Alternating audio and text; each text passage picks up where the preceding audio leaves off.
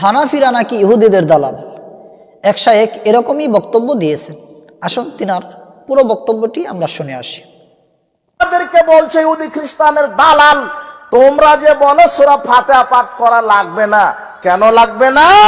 তোমরা ইহুদি খ্রিস্টানের দালালি করো, কেননা সূরা ফাতিহাতে ইহুদি খ্রিস্টানের বিরুদ্ধে দোয়া করা আছে।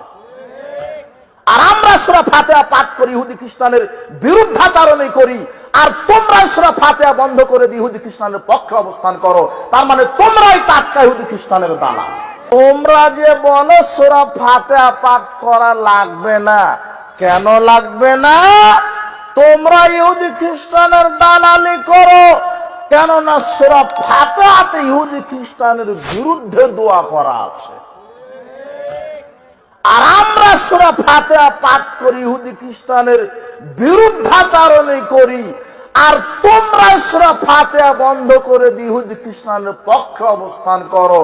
তার মানে তোমরাই টাটকা ইহুদি খ্রিস্টানের দালাল। হানাফিরা ইহুদিদের দালাল। কেন দালাল? যে তারা সূরা ফাতিহা পড়ে না, এই জন্যে তারা ইহুদিদের দালাল। এই কথাটা কোরআন এবং হাদিসের কোথায় আছে? এই প্রশ্নটা আমি শায়েখদের মুরিদদের কাছে রেখে যাব। যে সূরা ফাতিহা না পড়লেই সে ব্যক্তি ইহুদির দালাল হয়ে গেল, এই কথাটা কোরআন হাদিসের কোথায় আছে? সম্মানিত দর্শক, অথচ সূরা ফাতিহা পড়তে হবে না এ সম্পর্কে দলিল আমি স্ক্রিনের মধ্যে দিয়েছি এবং ডিসক্রিপশনের মধ্যেও দলিলগুলো রয়েছে।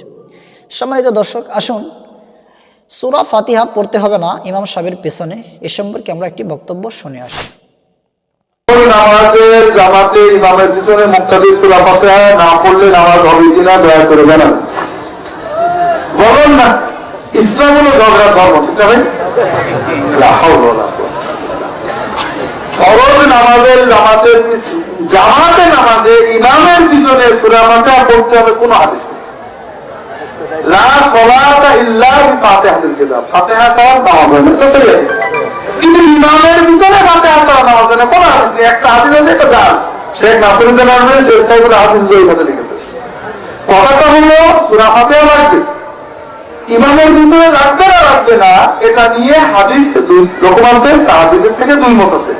খুব স্পষ্ট হাদিস, মান কানা লাহু ইমামুন ফাকিরাআতুল ইমামি লাহু কিরাআহ, কারণ ইমাম থাকলে ইমামের কিরাআতে তার কিরাআত হয়ে যাবে, এটা সহিহ হাদিস। হাসান বলেছেন শেখ আলবানী।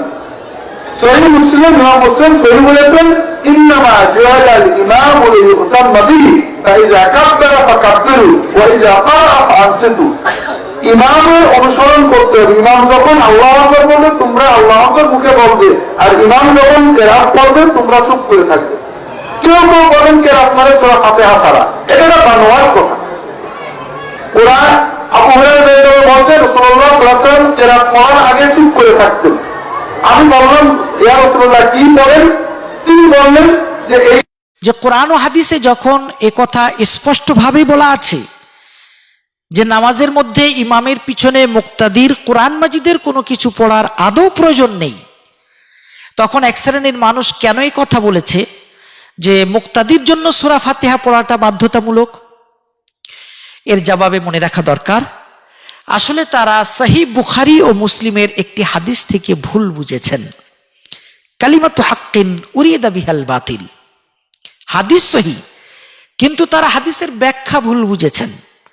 সহিহ বুখারীর 756 নম্বর হাদিস ও সহিহ মুসলিমের 760, 61 ও 62 নম্বর হাদিস উবাদ ইবনে সামিত রাদিয়াল্লাহু তাআলা আনহু থেকে বর্ণিত, নবী সাল্লাল্লাহু আলাইহি ওয়াসাল্লাম বলেছেন, লা সালাতা লিমান লাম ইয়াকরা বিফাতিহাতিল কিতাব, যে ব্যক্তি সূরা ফাতিহা পড়ে না তার নামাজ হয় না।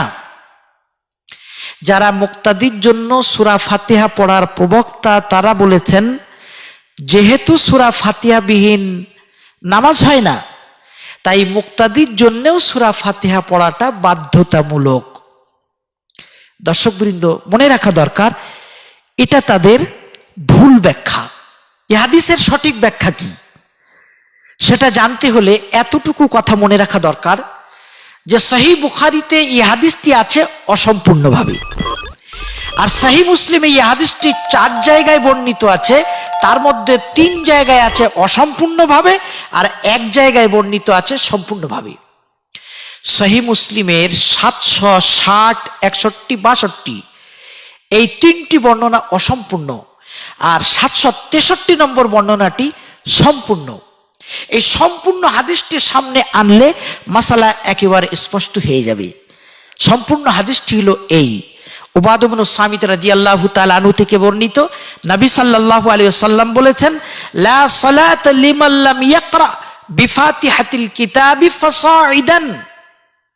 ফাসাইদান কথাটি সহিহ সনদে সহিহ মুসলিমে 763 নম্বর হাদিসে বর্ণিত আছে।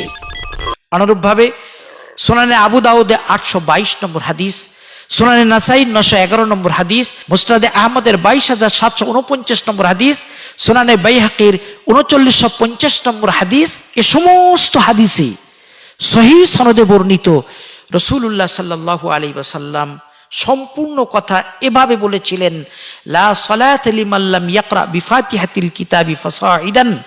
যে ব্যক্তি সূরা ফাতিহা ও তারপর কিছু আয়াত কিংবা সূরা না মিলাবে তার নামাজ হবে না। আমরা সামান্য চিন্তা করে দেখি, এ মাসআলাটি ইমামের জন্য নাকি মুক্তাদির জন্য? মুক্তাদির জন্য সূরা ফাতিহার পর সূরা না মিলালে নামাজ হবে না, উম্মতের কেউ কি এ মাসআলা পোষণ করেছেন? কখনোই না। বোঝা গেল এই হাদিসটি ইমামের জন্যই খাস। এজন্যই সুনানে তিরমিজির 313 নম্বর হাদিসে সহিহ সনদে বর্ণিত আছে, জাবির ইবনে আব্দুল্লাহ রাদিয়াল্লাহু তাআলা আনহু বলেছেন, মান সাল্লা রাকাতান লাম ইয়াকরা ফিহা বিউম্মিল কুরআন ফালাম ইসাল্লি ইল্লা আন ইয়াকুনা ওয়ারা আল ইমাম। কেউ যদি এক রাকাত নামাজ পড়ে যাতে সে সূরা ফাতিহা পড়েনি, তাহলে তার নামাজ হবে না। ইল্লা আন ইয়াকুনা ওয়ারা আল ইমাম, তবে যদি কেউ ইমামের পিছনে মুক্তাদি হয় তাহলে সেটা হবে ব্যতিক্রম ব্যাপার। জাবির ইবনে আব্দুল্লাহ বিশিষ্ট সাহাবী রাদিয়াল্লাহু তাআলা আনহুমা স্পষ্টভাবে এই ফতোয়া দিয়েছেন। ইমাম তিরমিজি বলেছেন, হাযা হাদিসুন হাসানুন সহিহ, এটা সহিহ হাদিস। যাই হোক, পূর্ণাঙ্গ হাদিস সামনে রাখলে এবং সাহাবা রাদিয়াল্লাহু তাআলা আনহুমের ব্যাখ্যা সামনে রাখলে বোঝা যায় সূরা ফাতিহা ছাড়া নামাজ হবে না, এটা ইমামের জন্য। সূরা ফাতিহার পরে সূরা মিলাতে হবে, এটা ইমামের জন্য, মুক্তাদির জন্য এ মাসআলা নয়। আল্লাহ রাব্বুল আলামিন আমাদের সকলকে মাসআলাটি সঠিকভাবে উপলব্ধি করার তৌফিক দান করুন।